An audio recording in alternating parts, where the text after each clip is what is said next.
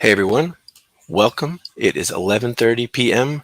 on the East Coast of the United States. I'm your host Purple Smurf and we are going to start the most exciting conversation, creativity and comics creation live stream available anywhere on the internet or on your airwaves.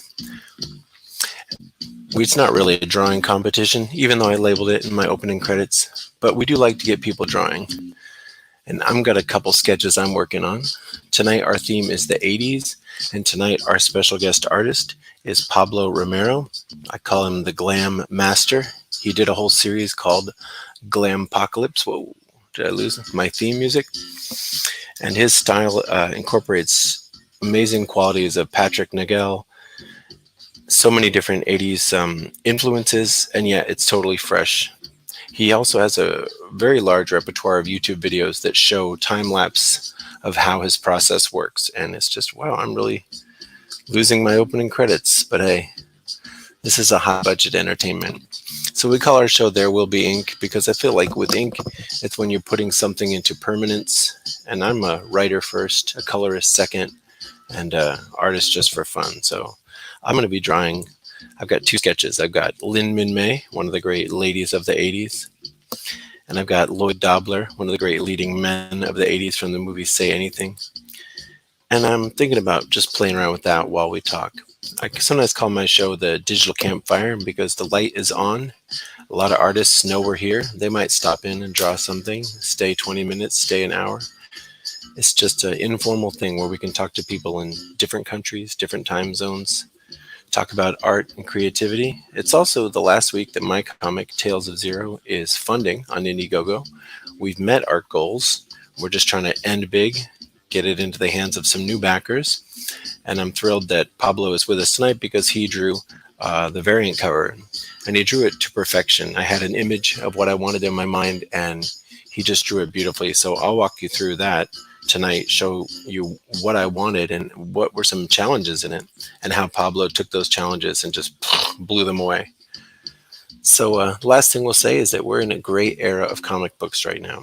This is the year 2021 where I think it's never been a time to build your dream. With COVID and a lot of other reasons, the big two have kind of stumbled. Diamond distribution is sort of fallen off. So there's a moment when indie people can step into the gap and meet the needs of the customers. We have 24/7 internet, we have live streaming, we have Indiegogo, we have Kickstarter, we have high quality, low cost, small batch printing. So all the tools you need to make your comic book are right there. Just have the courage to assemble your team and put it out before the public. So in 2221, we like to say, if you're building your dream, you're on my team. Anybody out there who's making a dream come true, building a comic, come on my show, talk about your ideas, get us inspired. But you see this guy throwing the band-aids right here. We don't want to hear about this person's more than you or this person made you upset. There's no time for whining. Just build it. Just build it this year. Let the readers decide. So without any further ado, I'm going to close up my opening monologue and introduce our guest, Pablo Romero. And I hope if you're in the chat right now, you'll say hello. And if you're able to, tweet this out and we'll get some more people listening to us. But it's comics, conversation, creativity, no trashing, no bashing, just love of the art form. So welcome everybody and welcome Pablo Romero. How are you doing? I'm doing fine. Hello, everyone. Yeah, I'm doing great. It's the middle of the week here. I'm up late. I don't know. Is it late where you are? Yeah. What's it? What are you in the same time zone as me? No, Yeah.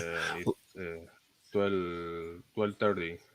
Okay. So yeah, well, you're ahead of me. Okay. Yeah, it's only 11:30 here. Yeah, this is the only time my house is quiet. Hey, Hang Solo, thanks for being in the chat with us. Yeah, this is the only time when my house is quiet. I have two kids, and so if one of my kids needs me, I'll just run off and I'll put on one of your time lapse videos. I shared one to Twitter, the one where you were doing Storm, and Oh yeah, I saw that. that was wonderful. Now, can I ask you a technical question on that? Were you using no layers, basically just painting right on top of the pencils? I think I was using layers. Okay, because it was I don't very remember. if you were using layers, they were used pretty infrequently. It just looked like it was almost like watching someone really paint with paint. You didn't use a lot of layers and sort of stencils and hard lines, everything blended beautifully. So yeah, I loved that. I love that video. It kind of inspired me. Sometimes when I'm coloring, I don't really use flats. Sometimes I just paint right on it, as if I'm just a brush in hand, paint the paint. And if it goes over the edge a little bit, that's all right. Clean it up, don't clean it up. Just like when you go to the museum and you see a piece of art and you see it up close and you see the brush strokes, it only makes it better when you can see those brush strokes. You know what I mean? You only appreciate the art more. So Yeah.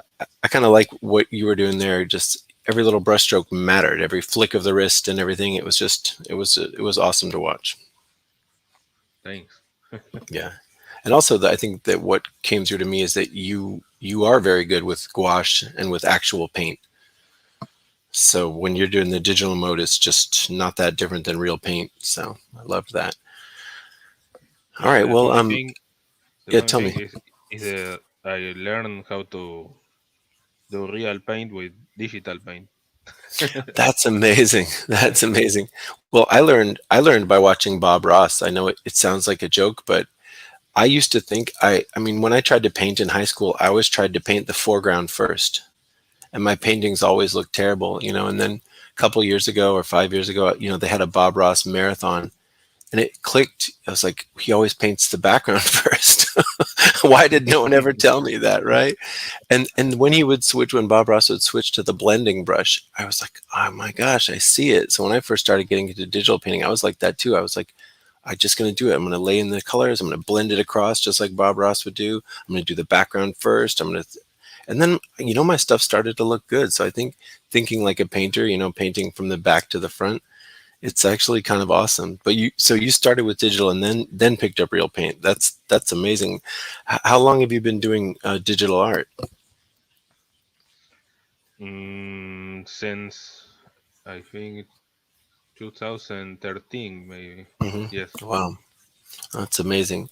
And when you started out, did you think, I'm going to really hone in on, an 80s inspired style, or did that just come naturally because of memories of your childhood? I mean, how did you develop, and then maybe this is an impossible question, how does anyone develop a style, but how long did it take before your sort of style that's pretty recognizable? I mean, I can see one of your pieces and almost guess, that's Pablo. Like, how long did it take till that style sort of took shape?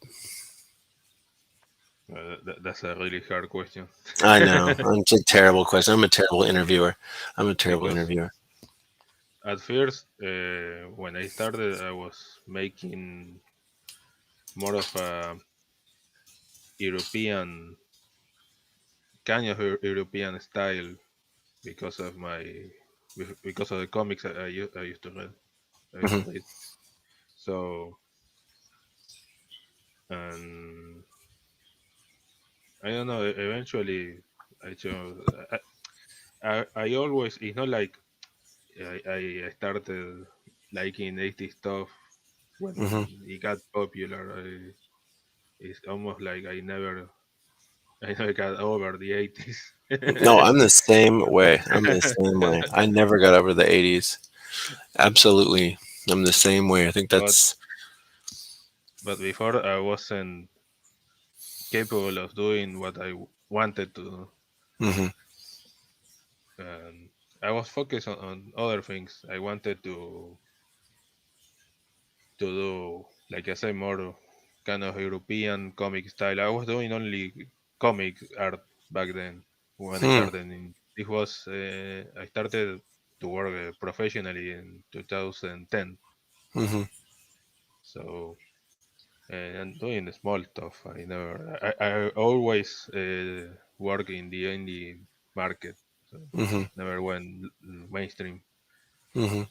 So Well, yeah. Well, not yet. But the funny thing is that we're kind of redefining the mainstream. I think by the time you are working in the mainstream will have been transformed by the indies. I really think we're seeing a fundamental change in how fans and creators relate to each other. That's what I got inspired by, 3 or 4 years ago, watching crowdfunding comics. I like the idea that if you have a artist or a person that you're interested in, like they might just open up live stream and you could just directly ask them a question. And in the old model, you'd have to wait to a con, wait in line, and by the time they answer your question, they're tired. They've been, but Yeah. the idea that, and that's why I latched onto a phrase early on, which was the phrase zero pipeline. The idea that the artist creates it, sells it to the reader.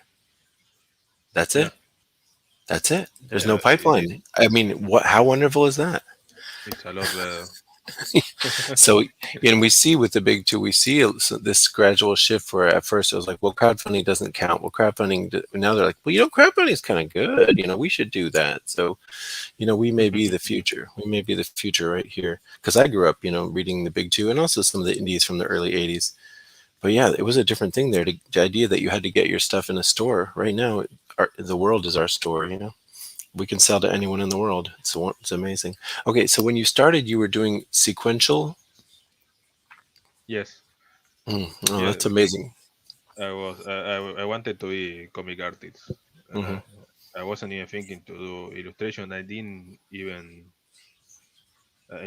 color. Only some experiments with Hmm. digital coloring and some Hmm. cheap color pencils, but nothing, Hmm. nothing important. I started doing colors um, for real, maybe a few years ago, Hmm. because yeah, because I never, I always worked in black and white. Hmm. Yeah, well, I love your colors. We're gonna look at the girl and the old man in a little bit, and I'm actually working on a few different projects right now. I'm also color, and I am what you capture in there is something that I'm trying to really wrap my head around, and I call it like the late golden age, bronze age. There's a color logic that was used in my heyday of reading comics was 1986, 1987. That's when I read the most comics, Mm. and that color logic was still being used even then. And it's the kind of thing where when people are outside, everything is blue, purple, or green. You know, when people are Yeah, having a strong emotion, they don't draw in the background, they just do a hot color behind their head. That yeah, kind yeah. of logic. And if you grew up in that era, you don't even think about it. It just makes sense to you. He was Eh, telling the story with the colors. Absolutely. So when the comics changed in the 90s, I really wasn't following that. I was already moving on to music, which became my real passion for the next decade or two. But so when I go back, I always want to see those dots, those halftone dots. I always want to see the way the colors laid on the page in 1986, 1987. A lot of people talk about the image and young blood, but the way those colors work never really appealed to me. When I would go back as an adult and look at comics, I didn't like the glossy paper. I didn't like the way everything was filled in. I missed the dots and everything. So I'm excited Mm. to the way that I don't know if you had a formula or if you really studied it, or just because like me you grew up with it, that it was just intuitive how to achieve those effects, those color logic effects. I'm doing an ashcan for my campaign that I'm trying to color exclusively in that, with that color logic instead of the modern color logic. And then there's an artist who's drawing the ashcan. His name is Brett Cantrell. He's from Texas, and he has this amazing ink style that's kind of elongated. It's kind of like a Gil Kane style, and you couldn't color it any other way. You couldn't use modern colors on those inks. So I'm going to color a book for him, and so I really want to get fast with that kind of processing. But when I looked at your piece, and I've seen your pieces over many years, but especially I reviewed before this interview, like the girl and the old man, I was like, wow, you got it. You used all the hallmarks of that coloring style. I don't see people talk about it very much. When I look at coloring videos and tutorials, it's all the same. It's always use this flatting, use this. It's all the kind of the Photoshop. Photoshop is like dictates how people think about colors, you know. Yeah. And I like the old way of thinking about colors. But anyway, I'll share some pieces from my comic too that I'm really happy with. When I color my work, I feel very free to break the rules. It's like it's my Yeah. story. If I want to make this page, like you said, to tell the story, I have one page where everything gets really dirty all of a sudden. Well, you know what? That's because they're running through the mud. Then I have one page where Yeah. everything cleans up. Well, that's because they just stepped into a new room and things feel different. So the color really should be that extra part of the storytelling, I think. But anyway, so let's talk about so you got started. You were just working on interior art, black and white. Did you have anything published back then? Yeah, some small stuff. Hmm. The first one was a zombie comic set in Vietnam. Mm. It was part of a zombie anthology. Oh, okay. I, I did another comic before that, but I wasn't paid for that. It was just for fun. Yeah, I know. It's funny how that Um, works. but the second one, I got paid for it, and it was a ten page comic. I think it was called Fate to Death, something like that. Hmm. Hmm. Mm.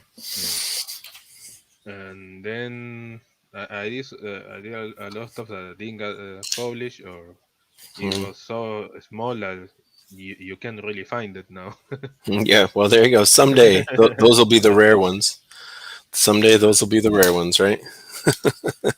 I also published some stuff here in my country, Yeah. uh, for also really small stuff, but Hmm. Hmm. there isn't really big stuff here anymore. Well, you wonder about, like I say, everything's changing. What we're here in the States, and it's supposed to be, this stuff's supposed to be happening here, but like a lot of people report, I go to my local comic shops a lot, and I don't see a lot of people buzzing over what's on the shelves presently. One thing I loved, I don't know if you read it, but was the Green Lantern with Grant Morrison and Liam Sharp. That they just finished 2 years of that. They wrote 24 issues. If you haven't seen that, I really recommend it. Liam Sharp, Yeah, just he goes in so many different directions. Sometimes it's like a painting, sometimes it's like pop art, and he really felt free to take so many risks artistically, and that's the kind of thing you want to see in a comic book. You want to see somebody where the artist is on the knife edge, challenging themselves to do something and kind of taking a risk and flying, an unknown way. And when I see some of the house style for currently from the big two, it just seems really like safe, almost like a brochure. And again, I'm not criticizing the artists who took those jobs, because like that's a great job. mm, Everybody should take those jobs. And I'm not putting down the big two or anything. Like, work is work, books are books. Take the job. But it just seems like the house style they want is a little bit flat and generic, I think, my opinion. Nobody has to agree with me. So yeah, I just feel like when we're doing what we're doing in the crowdfunding world, like we're drawing from people all over the world who have different experiences, different aesthetics. We're not all being told by the same editor, draw this way. These are the rules. This is how it's done. So to me, it's just not a big surprise that we're getting so many interesting voices in the indie world right now. So that's the place to be, in my opinion. But yeah, I do look forward when something comes out from the big two that I think is good. I want to support it. I want to buy it. I feel like hope is not lost. Hopefully we can find that medium where the independents come up and the big two maybe listens to the street a little more, and we figure out what this is going to be. But anyway, all right. So I'm going to show you what I'm drawing today, and then if you want to start a little sketch, we'll talk more. Hey, Edwin, how are okay. you? Edwin the Ace is in the chat right now. And Hello. we're glad to have you, Edwin. And if you want to pop on with us, you're always welcome to. Just DM me on Twitter and I'll send you the link. But we're just chilling. Pablo and I, we're going to talk about sort of evolution of the style. We're going to look through his sequential work in The Girl and the Old Man, which I just loved. Have you ever thought about, Pablo, before I show you my little tiddlywink sketch, have you ever thought about doing sequential work for hire? Like if I had a script and I was like, the only person who can do this is Pablo, and I hired you and could pay your page rate? Hypothetically. Hypothetically. I mean, you've got a lot going on now. That's the thing. It takes a lot of time to draw a whole book, Okay, panel to panel. I'm going to tell you. The last one I did Hmm. was Cyborg USA, Hmm. and I was like, I think I can make more money with commissions, and it's going Yeah. to be less work. So, Yeah. There you go. There you go. No, you got to tell the besides, truth. yeah, that's the truth. I mean, Yeah, that's it. It's no hard feelings. It's business. Yeah, I have people asking me to do sequential for them, but it's just too much work for not enough money. Yep. Well, I agree with that. I agree with that. And again, Yeah, not to fault the big two, but even the big two isn't paying their sequential artists enough money, yeah, right? I mean, that's the thing. It's not really a wage. It's a work for hire, and when the job's over, the pay's over, and that's no way to live, right? yeah. That's no way for anyone to live. It's a lot of work. It's a lot of work, Hmm. and so besides, I want to do my own projects, Yeah. like you mentioned, man eater. Oh yeah, yeah. Absolutely. Well, and that's the thing too with me. It's like I started out, and my ambition was to be a writer, and I'm a pretty good writer. But you can't get noticed online in indie comics as a writer. You can't tell someone I have a great script. Like, who cares? Yeah, Nobody. But when I started doing coloring, then I started to get noticed, and so I feel that way about my coloring too. I could color, but I don't want to color anyone else's work. I want to color my work, my stories, because I feel when I'm doing my stories, I can take all those risks. I can do this thing in a way that no one else would do it. Whereas if I'm doing someone else's work and I take a risk and it doesn't work, that's on, that's not serving their story. So yeah, I'm like you. I'm excited to tell my own stories. But luckily, in this Twitter world, there's actually wonderful people. People, there's a lot of garbage on Twitter, but there's also a ton of great people that you can meet. All right, Edwin, I don't know if you want to come in or not. Let me check see if you want to be on the show with us. But you're always welcome.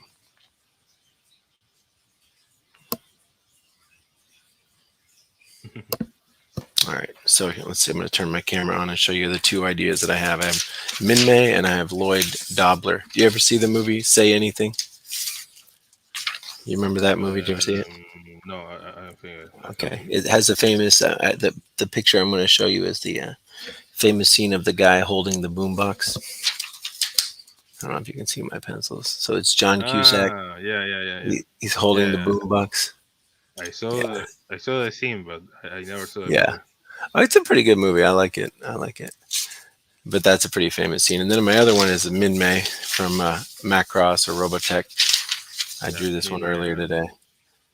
yeah. That's more like, that'd be easy for you. You could draw that in like 10 seconds, but this took me a little while. But the thing with this one is that it's not that when you do an anime style and you do it in ink, it's kind of two-dimensional, right? It's like there's not much Yeah, to ink. So, it's so complicated. I might just leave that alone and do this one and try to do some experimental stuff with it, since it's such a basic form of like some trees, a car, and a person. I might just get a little crazy and try to ink it in a way that's more experimental, playing with texture, kind of Yeah, breaking the rules, approach it a little bit the way I do color. So I think that's what I'll do. I'm going to work on my Lloyd Dobler piece. If you want to be sketching something just for fun while we're chatting, we could just post it up afterwards if you feel like it. I kind of think it's fun with conversation. It's like the old timers when they're like shaving a piece of wood and talking. I feel like sometimes when I'm just like scribbling and shading, conversation flows. And look at my technology, Pablo. Look at this. This is a Crayola light board that they sell like for kids for $15. $15. My pens from the drugstore. So I'm a high tech guy. I'm a high tech guy. All right, cool. So yeah, so you drew all of Cyborg USA. I remember you did the cover. I didn't realize you did all the interiors. yeah, yeah. I did all the interiors. Wow, that's really amazing. The colors were different people. So, Hmm. because back then I wasn't. It was before the Black Guy and the Girl. The Black Guy and the Girl was a comic that I made to practice how to do colors on a What comic. was it called? Oh yeah. The, What, the what, black guard, the black guy and the girl. huh. Yeah. Okay. That's the first chapter of Oh, of it. man eaters. Yeah. Yeah, Yeah. man eater. We'll not definitely not check to that out. And confuse with man eaters. yeah, by That's Chelsea. another thing. Yeah, Yeah, that's a whole different my, thing. yeah, man is better. My man is better, a lot better. Yeah, yours is well, yeah, they're both controversial in their subject matter to a degree, but yours is kind of pulp. That's the thing. Like my comic Tales of Zero, it comes right out of the pulp tradition of the '30s, and yours does too. I mean, the man eaters, the way it's like the women and they capture the men and everything. That's just Yeah. such a pulp idea. I don't know if you ever read like a lot of like the original Conan the Barbarian stories or stuff like that from the 30s. But No, never. I started reading them in the last 2 or 3 years, and wow, man, they had all the ideas. They had every idea that you think came from an 80s sci-fi movie. They already had it in the 30s. And it's amazing when you go back and you read what those people were thinking about and imagining in the 30s. It's just incredible. And I think maybe Indiana Jones was a good example because Indiana Jones is sort of a made up character in the style of those pulp stories, you know? And then you go and you realize, well, Indiana Jones was a hit. So then, of course, they're going to have Conan, and Conan came out of the pulps, you know? So it's like, and then The Thing, you know, The Thing, John Carpenter, The Thing, that was originally a Yeah. pulp story from 1938, from the 30s, right? So all the things we think of as like the 80s, they actually kind of go a lot further back, you know? Yeah, Ye- I think because a lot of that stuff got adapted to movies in the 50s, Yep. There and it a lot is. of Yep. 80s people, a lot of the 80s movie directors and like Carpenter Hmm. uh, made stuff that was like inspired by the stuff that they watched when they were kids in the 50s. That's it. That's exactly it. That's exactly it. Yeah, I love Carpenter. I'm sure you do too with the synthesizer. You know, he was so Yeah, great. yeah. He was into the picture and the sound. I actually love the movie Assault on Precinct 13. You know, I think that was one of his first movies after I, Dark I, Star. I still have to watch that Oh, that one. it's really I want great. to. Do you like the original Night of the Living Dead? You know, 1968, where it's sort of like a locked, you know, kind of a locked room. You get the people and they're hiding from the zombies, and they're just sort of stuck in a room, and there's no way out, right? And so Yeah. then the story kind of moves to like how they treat each other, you know. And Assault on Precinct 13 is a little bit like that, where it ends up being that kind of locked room story, and it's so good. And the budget is very low, and so the actors and the music and the has to sell it, you know, because they don't have a lot of money, so they really have to sell it, and it's wonderful. And the music is great, you know, it's really primitive kind of synthesizers, and it's so good.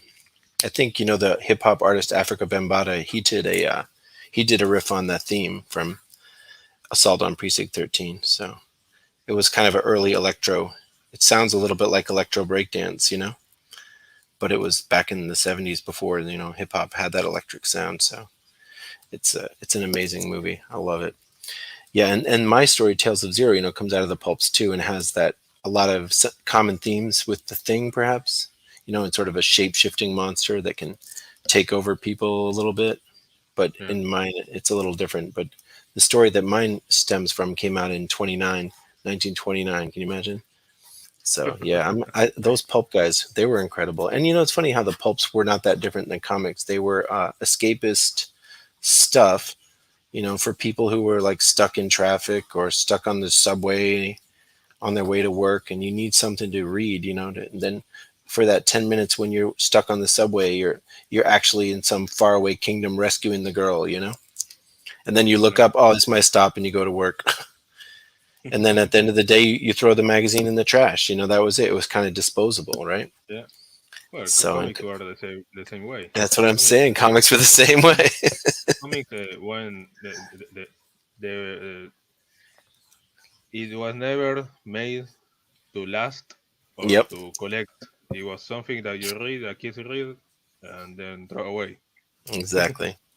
So you said you were influenced by European comics. What are some examples of those?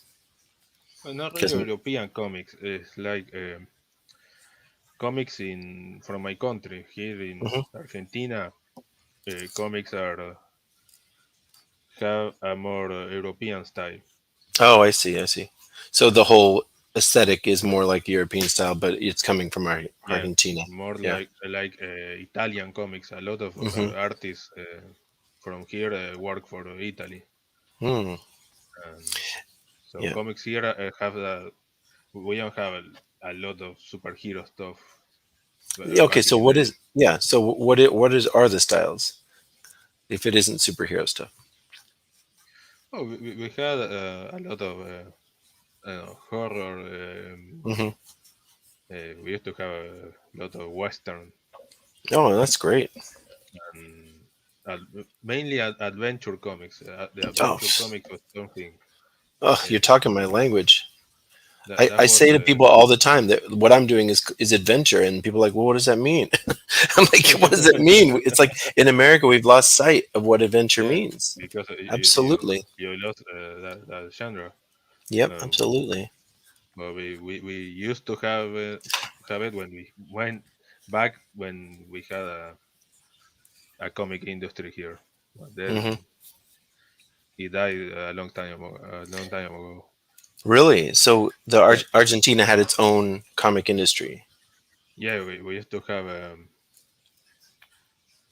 a pretty decent comic industry. A lot of artists that were from Europe work here, like Hmm. Milo Manara. Sometimes I think he Hmm. worked, did some stuff. Hugo Pratt make a lot of stuff here, Hmm. and a lot of like I said, a lot of artists from my country are very popular in Italy. Like Hmm. Yeah, what was when I started contacting artists, as a writer, I contacted a lot of people from Italy, and it just seemed like, yeah, things are thriving. There's so much talent there. yeah, it's Italy is thriving. I think it's because they have comics for everyone. Everyone they have a comic Hmm. that Hmm.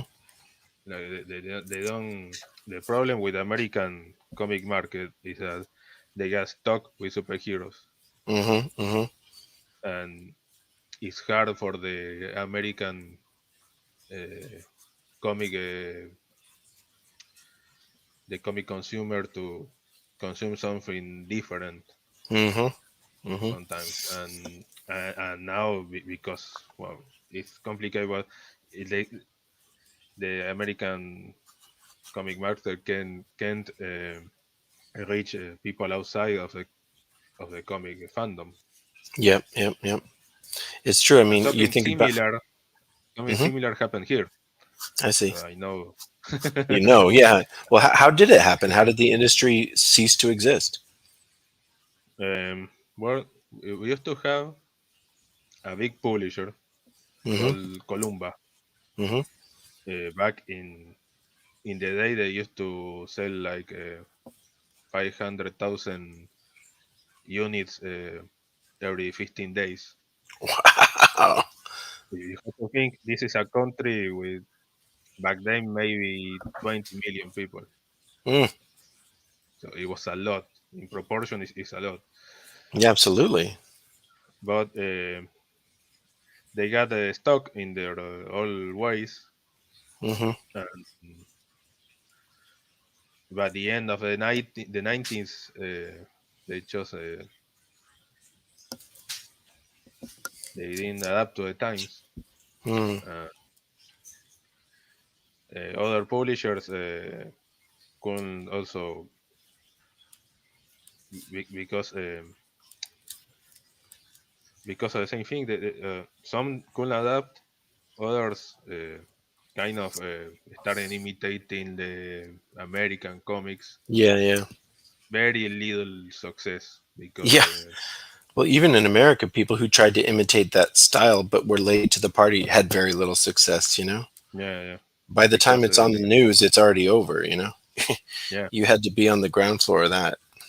no, because also because I don't know, it's hard for people here in my country to see like a Argentinian superhero. It's like Hmm. it's something that it's a cultural thing. It's like Yep, yep. yeah, unless it is taken like a joke. If it is A joke, like a yeah. joke, yeah, it's cool. But you can do a serious superhero. It's like yeah, I don't know. I think that's great. I think it's good for each country to like sort of have its stance. Like yeah, this no, no, not that. Yeah, Like yeah, yeah. it's so I there's so mean, much presumption. That the because MCU and yeah, everyone's yeah, gonna love this. Everyone's gonna love Thor: Love and Thunder. Everyone's gonna love Iron Man because we made a movie. It's like maybe not. Maybe some Yeah, people that's people not their here thing. like American superhero stuff, Hmm. but Yeah. local superhero stuff is like it's hard to. Yeah. I don't know, maybe because they try too much to be like Hmm. American comics, and not doing something more. More original. Yeah. Yeah, more something that people from this country will identify more. Yeah. You know, instead of thinking I'm going to do comics like the Americans doing, I'm Yeah. going to do this like Maybe we there's do not. it. Yeah. How a superhero will be if he lived in this country. Hmm. There were some good stuff, like well, more like anti-hero stuff. Hmm. But yeah, the industry end up dying. We have economic crisis also. Hmm. Uh, and yeah, the only thing that is left now, there is like some resurgence, but Hmm. it's small. But Hmm. you can see that the spirit is still there. There's a lot of people wanting to do comics here, Yeah. but And maybe we uh, need to expand and show them that, or like build a bridge to say that the customers are not, the customers can be worldwide. That that yeah, we could be learning from what Argentina has to offer, but also Argentina could be selling to us. Because there's a lot of customers looking for something new, looking for something that they're not finding here. yeah, So, but I think yeah, what I picture with my little venture is that I have about in my mind I have about 4, 5 scripts, and I have 3 art teams already working. And what I'm going to do, and maybe this gives you some idea if you have some artists near you who could think like this, is that I'm going to do Tales of Zero. I'm going to fulfill Tales of Zero. While it's halfway through fulfill, I'll build the mailing list for the next one. Hopefully, Tales of Zero is well reviewed, and then people will be interested to see what I do next. But the next one is going to be about kind of like Stone Age people, almost yeah, like Conan the Barbarian, but older, even before Conan the Barbarian. And the art on that is done. And the artist I'm working with is Carlos Rodriguez in Mexico City, and he's just fantastic. So I think that book will be. And then when that one wraps up, I have another one. And that one wraps up, I have another one. And then in those 4 cycles, that's how much it's going to take to get the next volume of Tales of Zero done. And if I can do that and cycle through those titles, once a year, in 3 years, I'll have like a pretty good catalog of back issues. People can order the back issues if they didn't get caught up, and I'll have the art teams and build some trust with the readers. And it could be a slow process, but it could be a great process. Sometimes you don't want to grow too fast. You want to grow at a speed that you can maintain. yeah, And so that's sort of what I feel like if people got together with a couple of like-minded partners and just set some small goals like that, let's do one book. It's okay if it doesn't make a ton of money, but then those people will get on board for the next story. Those people get on board for the next story, and just sort of have a vision of it growing slowly. There's no reason any of us can't do that, and then grow at our own speed. So that's what I'm trying to do. And I do think international partnerships are great. One of the artists I'm working with is in Peru. One of the artists I'm working in is in Mexico City, and we're just like really having a lot of fun sharing ideas, sketching, drawing, saying, oh, what's this look like, what would be a better angle for this.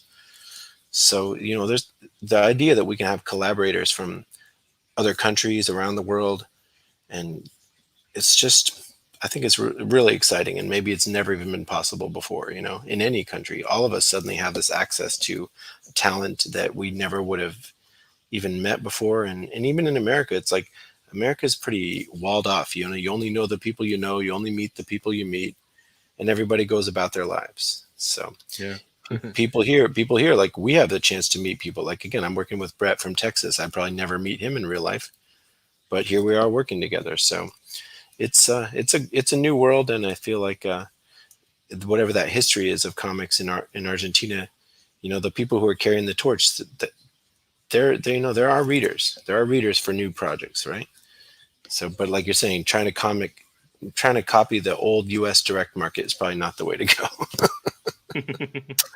All right, here's what I go. Now, sometimes when I show people my art, I'm like, you just remember, I'm the guy that just used to draw on my book covers in school, so all my art looks like somebody drawing on their book cover. But it's coming together. This is just out. This is just the outline. I haven't really done any rendering on it, and it's not supposed to be like photorealistic. I'm just having fun doing it. But let's see who else we got. Hang Solo, Apex, you're there. Oh my gosh, there he is. Are there any scarlet scepters in Argentina? All right, so Apex, who's here with us, he's doing the art for the ashcan, and we're having a ball doing it. Yeah, Apex, I'm glad you're here. I'm going to walk you through this sequential piece that Pablo has done, and I know that you will think what I think when you see his colors. His colors are they're so good. They're so good. And so like I'm trying to develop for Apex for when I do his book, which is called Fembat. I'm trying to really dial in this certain 4-color theory. And Apex, when you see what Pablo's done, you're gonna love it. Oh, ooh, do I have somebody here? Oh, that's you. Oh, what are you? Oh, he's drawing. Hello, awesome, great. Yeah. So I didn't even see I that. started drawing something and forget Great. to Oh, share the screen. fantastic. Great. All right, I'm gonna turn my camera off. I'm gonna close my shared screen, and then I'm gonna bring up the old man and the girl for you. But let me highlight you. Okay. There you go. All right, everybody look at Pablo's screen while I pull up the comic. Edwin, great to see you. Hang Solo, great to you here.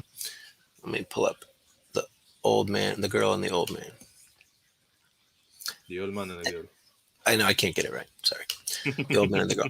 But what was your inspiration for how you did the panel layouts in this? Because what we're going to see is like your splash page.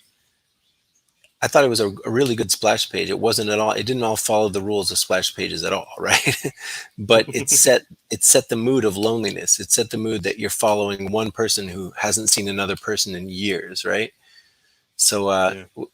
did you have inspirations for how to do panels like that, or things you read that inspired you to do that, or just it's fit the story, so you did it? Simple as that. Yeah. Yeah. I think it's just. I think it's like you say, fit the story, and I think how. Yeah, I don't know. It's something that I came out with. Yeah. So this is the splash page, right? Before we even know the title of the comic, right? Yeah. Right. So this is like again, first we have the establishing shot, then we This see. is the adapted Yeah, I know, for I know. social media version. Oh, yeah, I understand that. I've had to do Yeah. that to some of my work too. It's heartbreaking to cut up a page, but it Yeah. won't show the other way. In But here we tapas, see there is the full page, yeah. the full original page. But this is also cool because we get in a little tighter on some of the panels. But Yeah.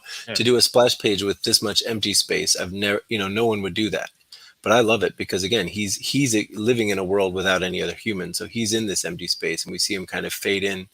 Then we see him come into the camera. Then we get the title, and effectively he's walked by us. Like if we were the camera, he's now walking away from us. Yeah. So to me, I love that. And then of course, I think you've got like a 3-point perspective, but it's skewed. It's not even, it's not even Yeah. working to a common vanishing point. And I love that. Love that. It's like you took the 3-point perspective, but then you also bent it just a shade more than even 3-point would give you. So Yeah. I love that. And oh yeah, and let me just say something about the colors And on this. Yeah, you go. Tell me anything you want to say and about it, because the idea of it was to show that, to give you an idea of the scale of the destruction yeah, yeah, and how alone this guy is, and also you can see that piece of paper that says has a yeah. mushroom cloud, the Mushroom world. cloud. Yeah, That's all you need. Like, okay, I'm not going to tell you all the story of what happened. You see that, you already know what happened. exactly, exactly. Show me, don't tell me. Yeah. Show me, don't tell me. Yeah, exactly. Yeah, I just think this is great. And then so this is what I'm talking about with 4-color. When I look at the old DC horror comics, Marvel comics, it's like the palette is usually it's purple, gray, blue, green, blue, brown, gray, orange. You know what I mean? And Yeah. then so what you've done here is you put the buildings closest in the gray. Then with atmospheric perspective, whatever, they seem to get lighter into the blues, and then the purple in the Yeah. distance, and that's just like perfect. Like, and then the hot color is the newspaper close to you. One thing I've noticed is like, what they called in the old coloring, the knockout, where you just color everything one color. If there's an army, all the army guys are red. And it doesn't matter Mm. that army guys aren't red. When you make them all red, it shows the reader it's a group. They call Yeah, that the knockout. And there's a time and a place when that really works. Here we have the nighttime palette, the purple, the blue, the green, and then the hot color, the hottest color, which is just his coat, it takes you there. And then here he's turning on his tape recorder, right? Yeah, yeah. turning on The his tape tape recorder. recorder. The tape recorder is the same model that Sarah Connor used Oh, in Terminator nice. 1. In the first Yeah. Terminator, because in the end, is that tape recorder. Oh, that's awesome. Now here, I didn't get the significance of this panel here, the window, until I had already read the whole story and then went back and read it a second time, because you don't know at this point who she is and why she's looking out the Yeah. window. I love stuff like that. Tales of Zero is loaded with stuff like that you won't see it until the second time you read it. I think that's really good. And I also like the way here the panels bite right out of the hat and just sort of like flow into him. But I hope Apex you're seeing the colors that Pablo used here, because to me they're just like so superb. You know, this exact purplish gray, dark blue, and then this is amazing too because this is her hair and she's looking through Yeah. binoculars. Again, you don't even know that the first time you read it. There's no way to know that that's what it is the first time you read it. So I just love that. And so far, the color palette's been very limited, and I love that. I love that. So here again, we have all the cues that were in the dark. She's a purple knockout. My favorite is a purple knockout. I do in the caveman book we're writing. I do a lot of purple knockouts where it's like if there's a bunch of guys and they're all the same and they're close to camera, they just all get purple. Just like she's close to camera, and it just like it just puts her right in her plane. And again, your eye is drawn to him. He's silhouetted in the hot color. I just think Yeah. your sequentialing is awesome. Again, if it paid money, I would want you to draw a story for me. Apex, if you're looking at this, look at this. Doesn't this almost look like something you would draw? You know, it has the feel of the old horror books. Exactly. Love the texture on that. So, yeah, this is so great. And I like, I'm going to send you, Pablo, I'm going to send you an early read copy of Tales of Zero. But one thing that you do that I also appreciate is that there's a rhythm of when a character needs to speak and when they don't need to speak. So you can let a whole page go by where nobody says anything. And then when they do say something, I try to do this too. A lot of times the things they say are just self-evident statements like, well, this looks good. That's how people are. They don't say like, you know, a lost city. How will I find my home? The destruction, it's so complete. No, they just say, this looks good. So I think that's something I really like about your writing. Okay, I hear my little girl fussing a little bit, so I might need to step away for a minute, No. but I'll be right back. She's pretty easy to comfort. While you're watching, though, let's see. Can I change this to this? Will it let me do it? No. All right. I'm going to put on something for the folks at home, and I will come right back. Okay. Sorry about this. This is what you get when you broadcast in the middle of the night with somebody who has a little kid. But it's all No good. problem, man. And No she's problem. easy she's easy to comfort. She's a wonderful wonderful kid. All right, you ready? Look at this. This is high quality entertainment while I'm gone. Everybody enjoy this. This is simply awesome.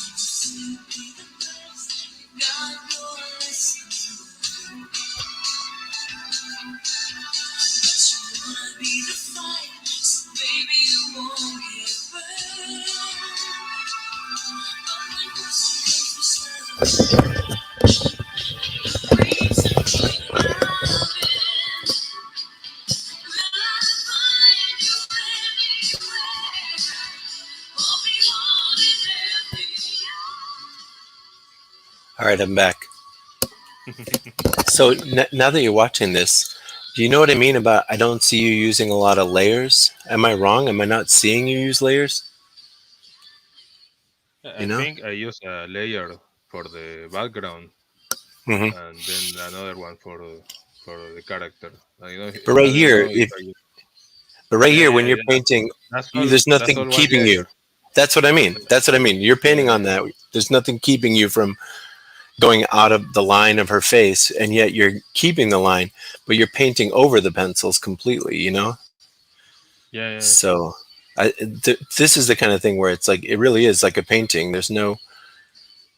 And I watched this and I thought that it was interesting. I don't know anything, right? I'm just a smurf, but like you did on a lot of the skin, you did the highlight tone first. You know, did you have that the palette for the skin tones just standing by already? yeah. Okay, yeah, because it's really good. I thought the skin tones were really great. And when you do the arm or something, first you do the hot spot, the kind of highlight, and then you went sideways and then filled in the shade. And I'm like the kind of person I think I do the base color, then the highlight, and then the shade. Maybe I should try it your way sometime to do the highlight Yeah, color first. I was experimenting with that that time Hmm. because Yep. I saw a video of a guy that did that, but with real paint with Hmm. oils.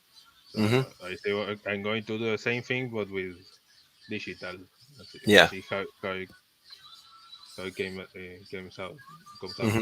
Uh, And how many different brushes? I feel like sometimes you're using something that's like a pencil, sometimes you're using something that's a brush, and sometimes a blender, right?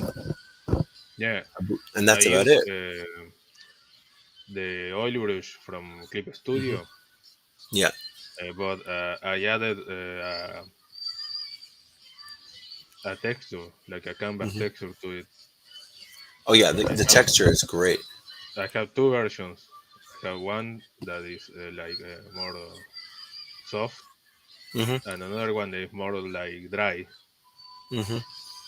That dry one I use for some effects, like the Hmm. hair sometimes. Yeah. Yeah, But but in all I the mostly yellow, use the soft.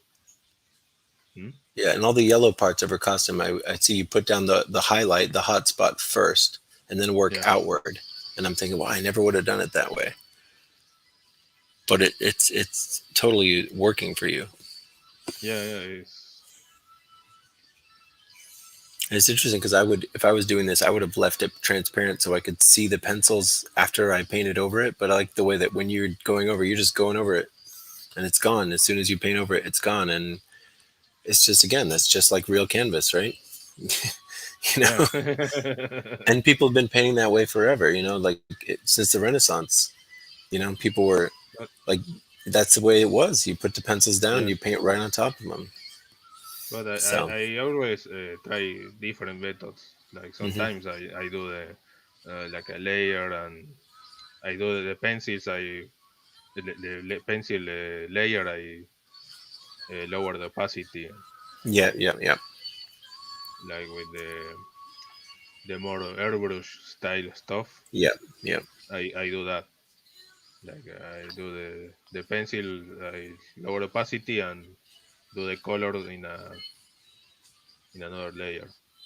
yeah. This just when I see this, it just like it looks like it would be the cover of a book, you know, like not necessarily a comic, but a book. You know, they'd have those painted covers for pulp and Yeah, fantasy books, and it just the way you can see the brushwork and everything.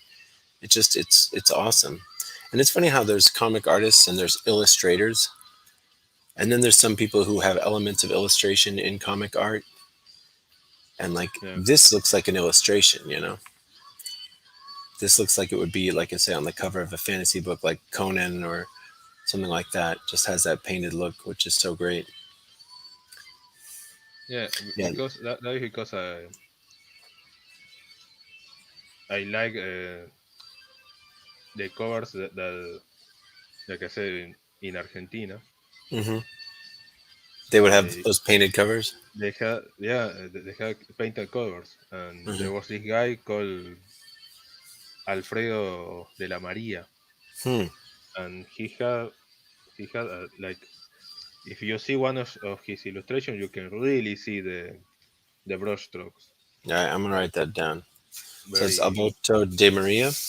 Alfredo, Alfredo. Yeah, I'm Alfredo gonna write that down. de la Maria. I'm gonna check it out. Yep, Uh, Alfredo de la Maria. you Cool. if you search Alfredo de la Maria and Columba, Hmm. I think you're going to find it. Great. And Awesome. he made a lot of that kind of stuff, and other comic magazine also had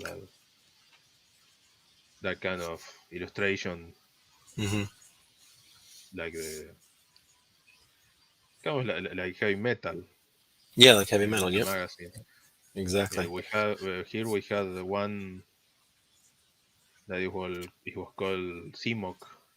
Hmm. It's a Spanish magazine. I think Hmm. I had a And lot it's. of painting by Luis Royo, Hmm. another artist. Yeah. Well, when I was a kid, I was reading the New Mutants with Bill Sienkiewicz, and he did the whole series of painted covers. And Yeah, they weren't like anything else that was on the newsstands at that time. And man, I collected every one of those covers. But again, I didn't even know why I liked it. I just thought it was cool. I had no idea that it was oil paint versus anything. I had no sense of how any of it was done. It was all magical to me. I just knew that those covers really impressed me, and I still think they're really really good. It's funny how the covers today are very different. I feel like I love the covers where the cover was somebody in danger, the color cover was somebody needing to find the way out, and then you see that image and then you want to like find out how they escape from the situation. And yeah, that's like that's how it was. That's how what makes you pick it up off the spinner rack. You want to know how the person's going to get out of the situation, and that was a tradition with Marvel and DC forever and ever and ever. yeah, Having the characters talk on the covers, you know like if I show you what I did with your picture, boy, wow, that's amazing. I love what you're drawing. Yeah, let me throw up my campaign page for a second, and we'll look at how I did that sort of Bronze Age um, people talking on the covers again, because I miss that. It's something that I grew up yeah. with, and I think it's fun. It's fun to bring that back. So let me show the people that at home.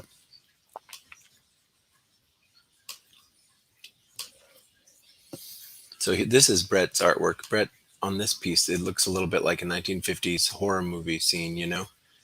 Yeah. But if you were to go into detail on Brett's inks, you'd actually be amazed how many lines there are between these trees. The deeper you go, the more it is. It's a wonderful thing. This is a tiny, tiny rendering of what is actually a very big piece of art. So, and this is Matt Queen, who did most of the interiors. I really like his style as well. His style is kind of portrait-y. And here is a kind of this texture that I'm going for. And here's my version, the updated version of that. When a character is having an extreme emotion, you put a hot color behind them. Yeah. So this is something that I do in where it's a little hallmark of mine. It's these like circles, which on one hand you could see these circles and think of like happy birthday and confetti and celebration, but these are like the circles of madness. When a person has this behind their head, it means like their world is coming apart. Their sense of reality is being torn apart. And so here, Mm. he's Zero has risked this mission, but now they're being chased by this monster, and he realizes that the risks he took endangered this kid that they brought along. So here he's having the realization that his poor judgment might have cost this kid his life, right? And then here's a piece where I try to get this very sweaty look with the dots and everything. Like you feel that, and this isn't the completed art; these are WIPs, but you get the sense of steam and humidity. You get the sense that Mm. things are dirty, and then they're being chased. Now here's the artist, from Peru, Elliot Rodriguez, who did this for me, and what I love in this is it has a classic pulp feeling, where we get the sense Yeah. that he's running, he's got the golden idol that they're trying to steal. And then the monster, instead of being defined, is just negative space, you know? Obviously, that's not really what the monster looks like, but it's perfect for a cover because you know he's being chased by something, but we're not going to show you. To see the real monster, you have to open the book.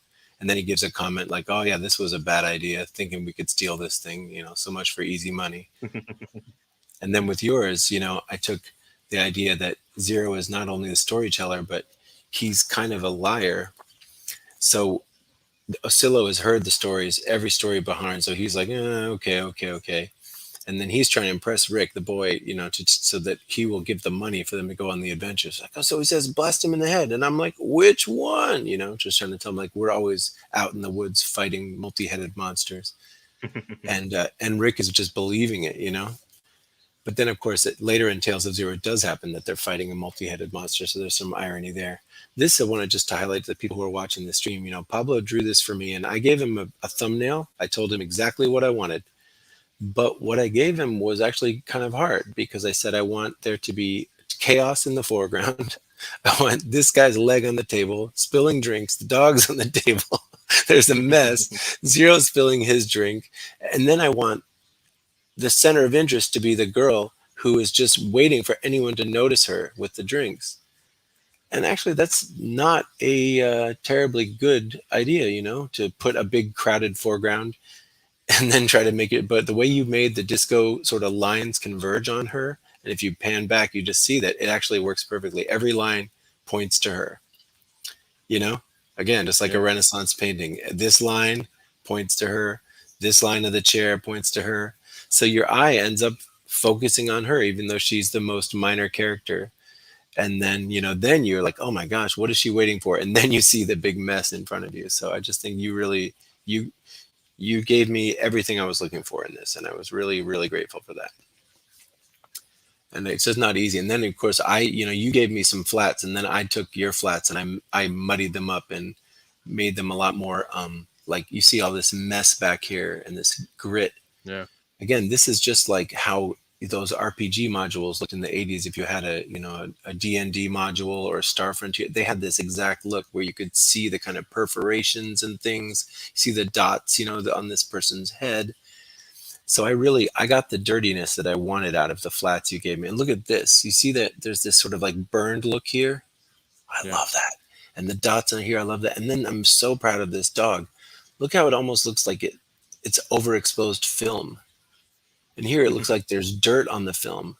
So I'm very proud of myself. I think that what I'm trying to accomplish with this book is to make it look almost like this book has been on the adventure that you're reading about, you know, that this book has been dragged through the jungle, you know, that when you read it, it's already been handled by people and it's already kind of an artifact. And again, Brett did this wraparound for me, and then the wraparound is going to have black and white interiors. But anyway, so that's just one example of Pablo's work on my campaign, and I just loved it. When I told people I was going to get you, Pablo, and I was going to hire you to cover, people said to me, "Yeah, but there aren't any sexy ladies in your book." And I was like, "Ugh, you're kind of right, but we do have our waitress, and so she's going to go." And you know, I have in my mind about 5 or 6 more Tales of Zero stories, and I want to try to do one a year. We'll see how long I can keep it going. But one thing we're going to do is we're going to keep the essential cast the same. So even though each story is different, you know, she will appear in some different version, you know. Maybe in the next story she's the villain. Maybe in Yeah. the next story he's the villain. Like it's like if you had a company of 5 actors and they had to put on a different show, like they would trade roles, but you'd recognize them. So she's not done. For those of you worried, the waitress is not done. She's going to have a bigger part in the next story, you know. So that's a little bit of Tales of Zero, and we're finishing this Tuesday. We're already past our campaign goal, and really looking forward to pushing that out. And Brett, if you're in the chat, you yeah, oh my gosh, totally. Yeah, thank you, the How Comics. I appreciate that so much. It's like, yeah, it's like Spider-Man or Captain America, and it's like one more step and we've had it. Right? Isn't that what it always said? It's like one more step and we've had it. And then it says, will this be the X-Men's final stand? I love that, you know? So appreciate that, How Comics. I appreciate you, you know, getting with me on this idea that the people talking on the covers. That was a great thing. And then the things they say on the covers are kind of wisecracks. It's like it has that snappiness of like, oh, so much for easy money. He's running for his life, and he's like, yeah, maybe this was a wrong calculation to steal this thing for money. And here we see that one of the themes in the book is that Zero himself is not exactly the best judge, and he's not very reliable. He's always drunk on this stuff, and he tells a lot of tall tales. So you kind of get that from each of these, that is he even telling the truth? And then the way that he's utterly believes every word of it. And then we have a new artist who just jumped in to do the last 4 pages. I wonder if I could show you something, but it's Jeremy, who works in the gaming studio, Zaid Studios, and he wrote this epilogue for me, which was in the script the whole time. But I was a little worried because our main artist got pulled away onto a larger project. I like to say that he got recruited by the Illuminati, but he's a great guy. Love him to pieces. And he was like, "Oh man, I'm so glad I got to do this for you, but I can't finish it, because we had always planned to do the last 4 pages kind of live on a stream." But then Jeremy came in and he just blew it away. It's so good. So maybe I'll tease a page of Jeremy's art for a second, and then we'll get back to what you're drawing, get back to what I'm drawing, and talk to anybody else in the chat. But Hal Comics, I appreciate you very much. You're somebody who I colored a lot of your work a year or so ago, and I learned a ton doing it. And El Gargoyle, thanks for the eggplant. It means a lot. It means a lot. We're trying to keep the show PG-13, and here you are dropping eggplants. I mean, come on. Joking. All right, let me see if I can let me see if I can go and grab this thing I shared earlier from my Twitter, and we could see some of anyway, and people, if you want to, definitely go and check out The Girl and the Old Man. Am I saying it right? The Old Or is it The Old Man and the Girl? Oh, I can't get it. The Old Man and the Girl, and all of Man Eaters from Pablo Romero on Tapas, right? Man Eater. Man Eaters. Man Eater, not Man Eaters. Yeah, Man Eater on Tapas. It's great. I loved it. Your style, when I'm going to send you a Tales of Zero preview, but your style is very much like mine, where there's a build up, and then when the horror element hits, it's very fast, right? Yeah. I try to do the same thing. There's a long build up of like, why is he in this city? Who is he meeting? What's it going to be? But when you pull out the horror, it has to hit fast and hit hard while the reader's defenses are down. And I try to do the exact same sort of style of pacing. That one is a remake of another comic. Oh, is it? Yeah, it's the original comic. I drew it in 2006, 2005. I don't remember. So it was a 6-page comic, and it was kind of similar. The girl wasn't the same girl. It was. It was Barbara, but the new character in the new version is the redheaded girl. Rosanna. Yeah, Rosanna. Yeah, she was great. I liked all the girls in that. All right. So here's a page. Can you see this? Am I even sharing it? Can you see this? No, of course not. All right, let me fix that. All right. No, you're still seeing that. Okay, hold tight. I know what I'm doing. All right. Eggplants are healthy. It's true. They're so healthy. They're good for you. Eggplants are really good. But I think in internet speak, it has another meaning, Apex. I know you and me were old, so we don't know. But I think in internet speak, the eggplant has another meaning. Just putting it out there. You and me were old timers. We don't know. Yeah, exactly. We wouldn't know that. We're innocent. It's so funny, like how people are saying this is that or that, but man, the music we grew up with was very, very inappropriate. Like like Sugar Walls and stuff like that we were listening to. All right, so you can see this, right? Yeah. So this is Jeremy's work, picking up the story kind of in a scene where they're entering this temple, and there's this sort of slime monster, but they don't know it's there yet. You see, right before they got there, the slime monster hid in this bowl, but they're like, "Oh, this is great. We're gonna be rich. Let's just grab this treasure." But Osillo, he has this intuition. He's like, "This is bad. There's death here." So then let me show you just a little more of what Jeremy has done because it's phenomenal. Oh man, I'm trying to work two screens at once. So here's a little close up of when the kid is attacked by the monster. Yeah. And again, the innocence of the kid is just so fantastic here. Here's a piece I'm not going to show in detail, but look at that. Oh, dang, that's brutal. And that's drawn kind of in horrendous detail, you kind know. of like the remake of the Blob.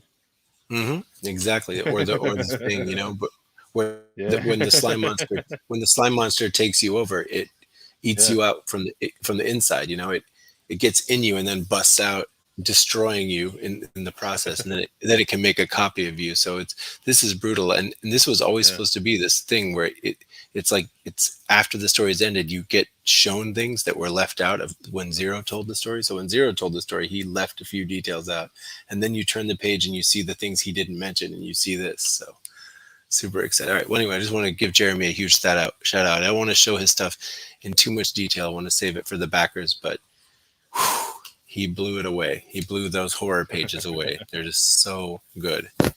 So that's something really thrilling. Yeah, I feel like I've got a great team. Apex, Jeremy doing great things. All right, let's get back to what we were talking about.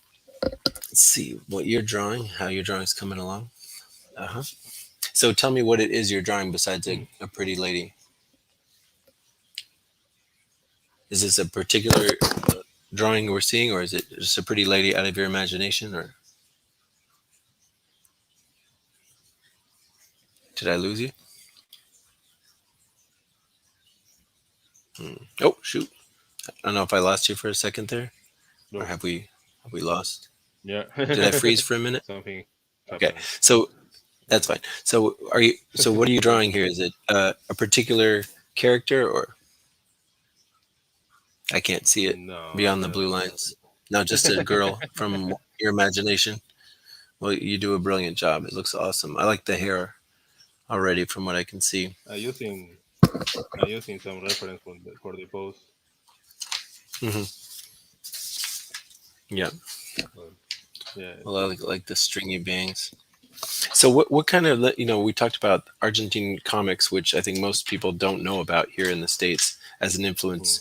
But when people look at your work, they would also think that Gem and the holograms and big hair and like what are some other influences both as an adult and as a kid that you think come through in your work? Because some of this you must have seen as a kid, and then some of it you incorporated as an adult, I would imagine. Yeah. Like I watched some Shem when I was a kid. Hmm. It was the kind of thing you watch, but you don't want the other kids to know No, you no, watch not it. at all. Yeah. Yep. Yeah, you're just Because saying I was just watching it because Transformers was on next, So I yeah, just had I had the channel on. in fact, I think it was next. Yeah, So, exactly. That's why you were but I watching it. ended Yeah. up watching Shem because of that, because I wanted to watch the Hmm. Transformers. And Hmm. I Yeah. like It's. the style. Hmm. So Yep. And um, yep. I watch some of it now. I have a VHS Hmm.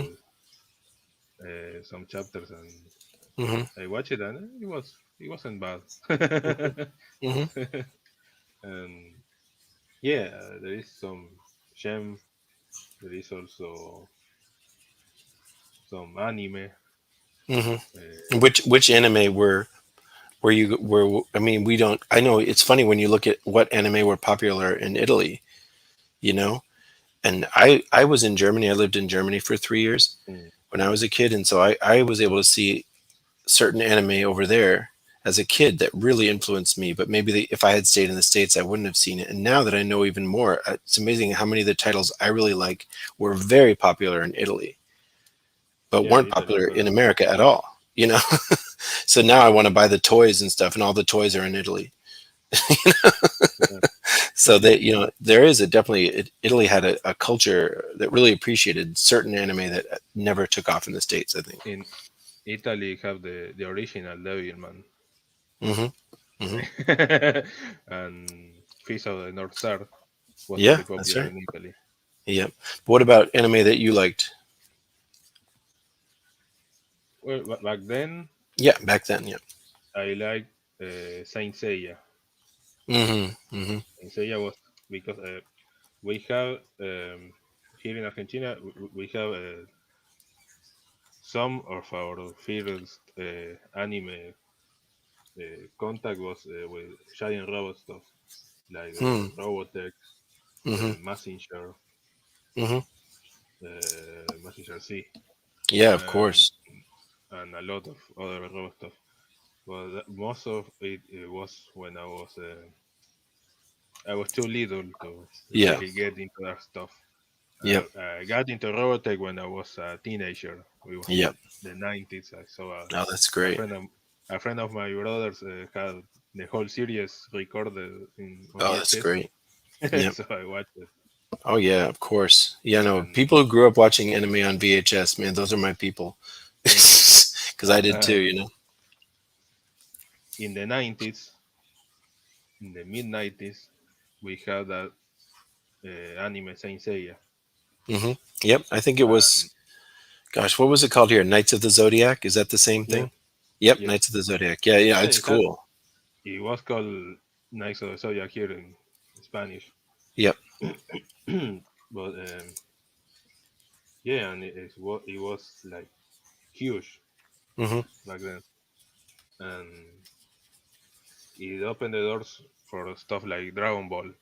Hmm. Dragon Hmm. Ball, they tried to get Dragon Ball here before, but it didn't catch up. After Senseiya, Dragon Ball became successful. Mm, I wow. was into Dragon Ball also Hmm. when Dragon Ball came out, Hmm. and Dragon Ball Z after Hmm. that, Yep. and then we had the huge anime explosion of the late 90s in Hmm. Argentina. It was we had Evangelion, we had Hmm. Cowboy Vivo, Mm. Do you think Pokemon all was of part this of on that? TV. Yeah. Do you think Yeah, because Pokemon became so popular worldwide, I think it opened up everyone's eyes to want more of that, in a bigger way than they ever yeah, had before. But you had Evangelion on TV. yeah. Oh We have wow, Evangelion TV, we have Cowboy Vivo on TV, we have wow, Lupin the third on TV. We have a yeah. channel. We used to have a channel that was called Locomotion, Hmm. and they in the late 90s and Hmm. early 2000s they they show so much anime, Mm, that's a great. lot of it. Some subtitle stuff Hmm. and mostly uncensored. Hmm. It Wow. was like the golden age of uh, anime on TV in Argentina. Yeah, well, that's great. I think Like, in the States, there was, obviously Robotech made a splash, but it was syndicated, so it wasn't universal. It was on it in the mornings in Texas, but in the afternoons in West Virginia. There was no time that the whole country could watch it at the same time. mm, So its effect was sort of staggered. People experience it in different ways. I watched it. I was 10 when Robotech came out. I was 10 in 1985, and I was that kid. Oh my God. Once I found it, I was glued to it. I would watch everyone just shut up. It was on Saturdays at 10, and I just like, I couldn't miss it. I had to know what was going to happen. But when I was a kid of 5 and 6, we had in Germany we had Yamato, Grandizer, Vanguard Ace, and Starzinger, which was called Space Cateers, and I watched all those too, and I loved all those. But I didn't know what they were from Japan. I just thought they were cool cartoons, and then no one in the States knew anything about them. And then we had, the funny thing about Massinger is that we had it was called Transor Z in America, and yeah, it only came to television in 1984 when, of course, the show was filmed in 1972 in Japan. So we yeah, thought we were seeing this modern thing, and it was 12 years old when we saw it as kids. yeah. Here also, it was in the 80s here Yeah, also. yeah, we thought it My, was my so older modern. brother was more of a fan of Yeah, that. yeah, yeah. It's interesting how the name goes because I watch sometimes I watch Massinger in Spanish translation, and it's Hmm. great. It's great, you know. And then of course some of the ones I like now, like Daikengo, and some of the ones that are more rare, they're you can really only find them in the Italian dubs because the Italian they loved it, Yeah. you know, and no other countries didn't embrace Daikengo or what's it, Daitarn 3. And I love those old robot shows. I love them. And so I'm watching the Italian dubs, and oh, they're great. You know, Yeah. the Italian language and in some cases Spanish language, it really suits the storytelling and the. I find it to be just as good because you know a lot of times the English dubs weren't good. So so it's like Oh, you know you're right. It's like maybe if they realized it was going to be broadcast on network voice. TV, they took a little more time to get it to work or something. Yeah, because voice actors were better. Yep. So Yep. Yeah, I mean, I like Star Blazers. You know that I grew up watching that, and some people think you know the dub on that is a little stiff, but it suits it. It was a show for you know kids, you know 7 years old, 8 years old, and it worked. It's not necessarily you know true to the Japanese in every way, but it worked. And Star Blazers is a huge one for me. You know, I have a son, and I that's something I definitely share with him. For like Star Blazers, did they have that in Argentina? You know, I don't know. Space Battleship Yamato. I don't know. Oh, you should see it. It's great. But you know, it's about this. You know, like a lot of anime, it's the young upstart, and then he has to learn from the captain. You know how to be a little more mature, and then he eventually becomes the captain. And it's a great story. It's beautifully done, and the sort of like the journey, his journey from being this you know bratty kid to becoming the captain. It's just done so well. yeah, All right, maybe I I'm gonna was here because but yeah it was probably before my time. yeah you're yeah. All right, you ready to see my picture? I'm gonna give you an update. Me drawing on the same stream as you is funny because your stuff looks like an artist and my stuff looks like a kid drawing on their books in high school, but that's okay. Oh, oh, Sorry, I lost me for a minute. I was okay. trying to turn my camera on and I turned myself off. All right, let's see. So here we go. It got some Oh, ink on here it is now. her. Oh yeah, there he is, Yeah, chilling in front of the car. yeah, It's actually coming pretty good. I think once I add some deep black to it, I'm gonna call it done. And it's just a cartoon. It's not meant to be a super serious work of art, but I had fun doing it. yeah. It's for fun. Yeah, it's for fun. And it's like I say, when you're hanging out with somebody and you're drawing, you know, you're drawing this beautiful woman, I'm drawing this guy, and we're just letting conversation flow, you know? It's Yeah, it's a nice thing to do to have something where your hands are busy but you're talking. It's just sort of a nice thing. Like playing dominoes or something, you know, just keep the conversation flowing. Yeah, I've gotten into this, you know, again, being a kid who grew up with Grandizer and Dan Ace. I just fall in love with those things over and over again. The aesthetics that Japan had at that time for their vehicle design and their character design. Oh my God, yeah. I just love it. I just love it. So, and then, you know, kind of being a dad now and thinking about like which one of those stories I think is worth sharing with my son and which of them are just, you know, it's not that important. But some of them I'm like, no, you have to see this. You know, you have to see this. I So like that it's great. those all anime openings, Hmm. 70s. Oh, they were great. I know they had that funk style, but they also had like the marching band and the whistle, and then you always had to have the kids, the children's voices shouting the name of the robot. I love that. Yeah. Dan Gardace is probably the greatest one, I think. Oh, and Rydeen. Rydeen is another great one. Rydeen, Rydeen, and the kids are like Rydeen. I love Yeah. it. Yeah, it's so great. It's so great. And you know, I remember being a kid. You know, I grew up with all those things. It all filtered into my consciousness, and I saw Robotech. But I don't even think as a kid I even understood that it was all from the same source. You know, I just didn't think about it that way. And then, you know, I moved to Boston and here in the States and went to the museums here. And they had this one room in the Boston Museum of Fine Arts. I don't think they still have it anymore, but it was just samurai armor, a whole room of samurai armor. And I remember when I walked in that room the first time, I think I was 17, and all I thought about was, oh my God, this is where it all comes from, you know? This is where all the robots come from. All the robots Yeah. are just samurai armor.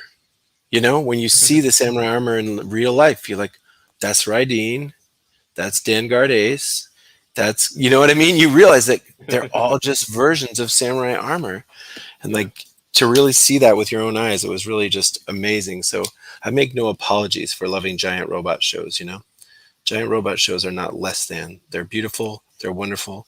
And the idea that they're like cultural protectors, you know, that the culture is in danger and so they call on a mythical protector and it comes in the form of like an armored guardian. That's freaking awesome. That's freaking awesome, you know?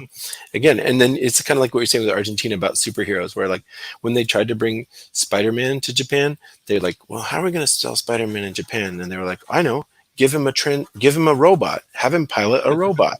And so they have that. I don't know if you've ever seen it. They have the Japanese Yeah, Spider-Man yeah, where like, that's where good. when he gets in trouble, he like, you know, jumps into his Megazord. So yeah, I just love it. I think the whole idea of like a giant robot Marvel protector is a brilliant idea. should make that canon. Yeah, I know. It's people argue with me like what's canon in Star Wars or what's canon in the X-Men. I'm like, well, you know, is it canon that Spider-Man piloted a robot? Not really. So just chill, chill. I think it's weird that people, that corporations are in on this whole like that's canon and this isn't, and that's canon and this isn't. Like, who benefits from that? Nobody. The corporation just be Yeah. like, buy our books, make your own canon. Wouldn't you rather sell all the books instead of like make half of your fans mad? Right? By saying that this is Yeah. canon and this isn't. So yeah, I can't explain that. Oh, that's great. Oh my God. All right. So I usually try to wrap up right at one. I'm having a great time chatting with you. But we should try to wrap up in 5 minutes. What are you working on now that people might want to follow? Obviously, you did Magic Cop, another cover for that. But what are some current stuff Yeah. that's in your on your desk that you want people to know about? Well, I'm doing right now.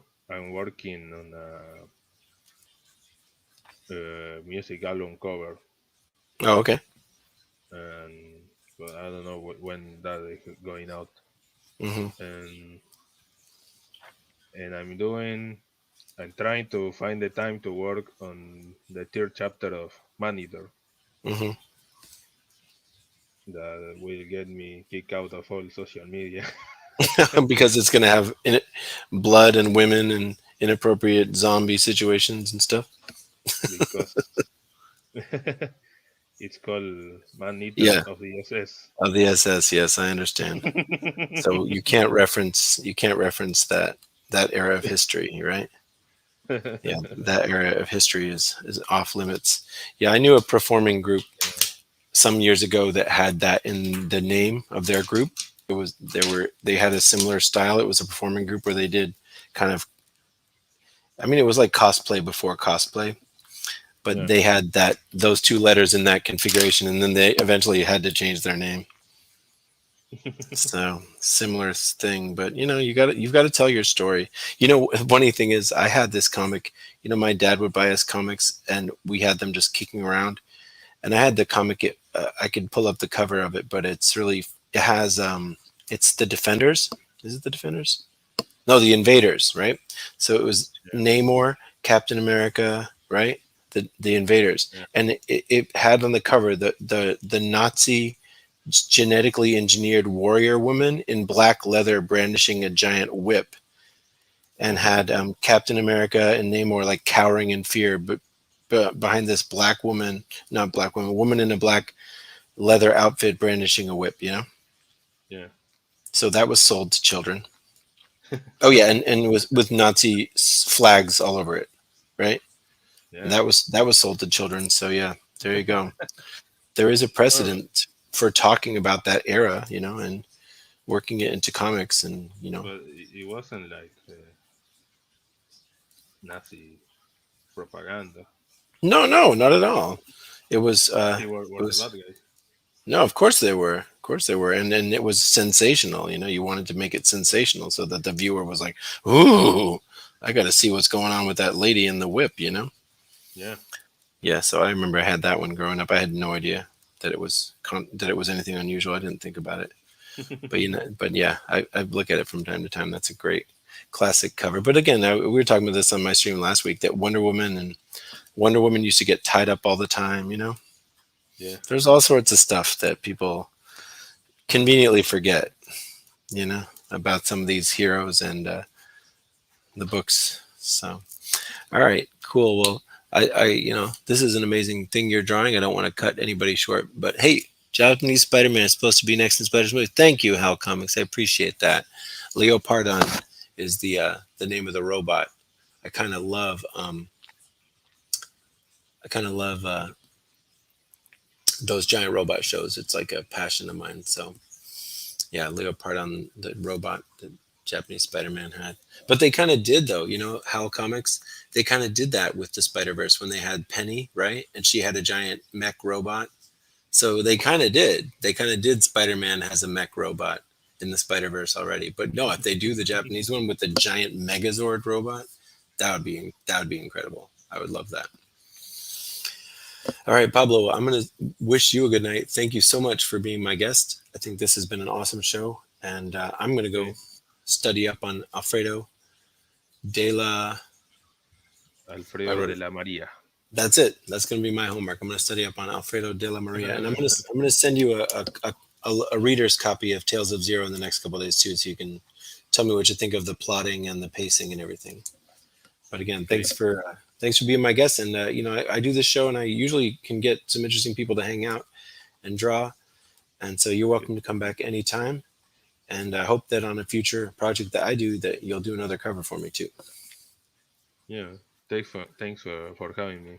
Oh, it's been awesome. It's been fantastic. I hope the people in the chat enjoyed it as well, and people who catch it on the replay. I know, Apex, do you like the shape of her eyes or what? Yeah, Pablo is he's like nobody else. Just totally beautiful. All right, thank you so much. Good night, everybody. And we'll be... Oh, wait, I should plug one more thing. Next Tuesday, Tales of Zero closes.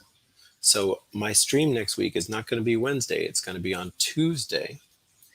And we're going to go 10:30 to midnight closeout stream for Tales of Zero. So everybody who has been supporting the campaign, come on and just say, hey, give us a shout out, and we'll just celebrate the closing of the campaign. To some people, it might not seem like we made a lot of money, but for me, I'm super excited. We met our goal, and we're going to fulfill the backers, and it's a first step of a longer journey. So, Pablo, if you're around, just drop in and just say hey. And I'm Alan Alonso out there. Feel free to drop by too. I love your art, and I've had fun coloring it in the past. Okay, so everybody come by for next Tuesday, the closeout stream of Tales of Zero, and thanks for being with us. This has been There Will Be Ink. Oh, I should show my piece one more time. It's nowhere near as good as yours, but it's pretty fun. Let me see if I can full screen it. Lloyd Dobler. Yeah. It's pretty good. It looks like something that I would have drawn in my school books when I was a teenager. All right. Good night, everybody. And thank you again, Pablo. Have a great night. Good night.